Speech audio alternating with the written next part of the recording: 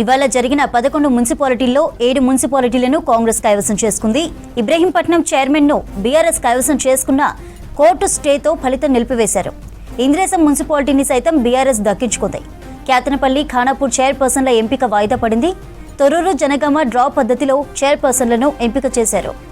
ఇవాళ జరిగిన 11 మున్సిపాలిటీల్లో 7 మున్సిపాలిటీలను కాంగ్రెస్ కైవసం చేసుకుంది. ఇబ్రహీంపట్నం చైర్మన్ బీఆర్ఎస్ కైవసం చేసుకున్న కోర్టు స్టేతో ఫలితం నిలిపివేశారు. ఇంద్రేశం మున్సిపాలిటీని సైతం బీఆర్ఎస్ దక్కించుకుంది. క్యాతనపల్లి, ఖానాపూర్ చైర్పర్సన్ల ఎంపిక వాయిదా పడింది.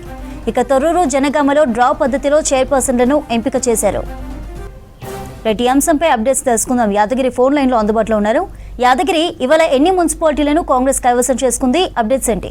చంద్రిక, ఇవాళ అంటే నిన్న ఏదైతే ఈ మున్సిపాలిటీలకు తర్వాత మున్సిపల్ కార్పొరేషన్లకు సంబంధించినటువంటి ఎన్నిక జరిగింది. అయితే నిన్న జరిగిన దాంట్లో ఈ 7 మున్సిపల్ కార్పొరేషన్లకు సంబంధించినటువంటి ఎన్నిక ప్రక్రియ పూర్తయింది. అయితే మున్సిపాలిటీలకు సంబంధించిన దాంట్లో మొత్తం 116 మున్సిపాలిటీలకు గాను 11 మున్సిపాలిటీలు వాయిదా పడ్డాయి. వివిధ కారణాల వల్ల వాయిదా పడ్డాయి. ఇంకా 105 మున్సిపాలిటీలకు సంబంధించి నిన్న కంప్లీట్ అయింది. అయితే ఇవాళ జరిగినటువంటి ఈ ఎన్నికల ప్రక్రియలో 8 మున్సిపాలిటీలకు సంబంధించినటువంటి ఎన్నిక ప్రక్రియలో మొత్తం ఇప్పటి వరకు అయిన దాంట్లో మనం చూస్తే 11 మున్సిపాలిటీల ప్రక్రియ దాంట్లో చూస్తే మనకు 8 మున్సిపాలిటీలకు సంబంధించినటువంటి చైర్పర్సన్ల ఎన్నిక పూర్తయింది. అయితే ఇందులో ఈ 8 కూడా 7 కాంగ్రెస్ కైవసం చేసుకున్నది, 1 బీఆర్ఎస్ తన ఖాతాలో వేసినది. ఇక మనకు ఇందులో ఇవాళ జరిగినటువంటి దాంట్లో చూస్తే మనకు ఈ కొన్ని అంటే 2 మున్సిపాలిటీలకు సంబంధించిన దాంట్లో ఈ జనగామ తర్వాత ఈ తొర్రూరుకు సంబంధించిన దాంట్లో ఈ ఏదైతే ఈ లాటరీ పద్ధతి అంటే ఇక్కడ 16 జనగామ మున్సిపాలిటీలో చూస్తే మనకు కాంగ్రెస్ కు 16 వచ్చాయి, తర్వాత బీఆర్ఎస్ కు 16 వచ్చాయి. అంటే ఇక్కడ పోటాపోటీగా ఉన్నప్పటికీ ఈ ఓట్లు అక్కడ డ్రా నిర్వహించారు. ఆ డ్రాలో కూడా కాంగ్రెసే అక్కడ ఉన్నటువంటి ఆ మున్సిపాలిటీని సొంతం చేసుకుంటే అక్కడ చైర్పర్సన్ కాంగ్రెసే అభ్యర్థిని చైర్పర్సన్ గా ఎంపిక చేశారు.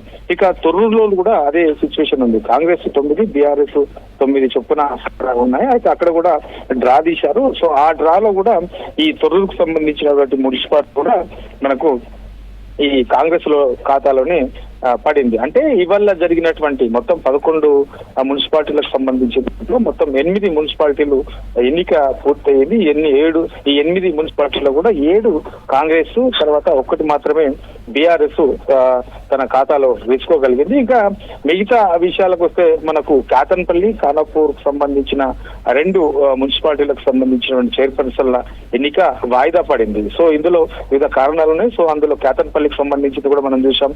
సో కొంత బీఆర్ఎస్ నేతలకు సంబంధించినటువంటి వాళ్ళు అక్కడ కొంత ఇష్యూ చేశారు.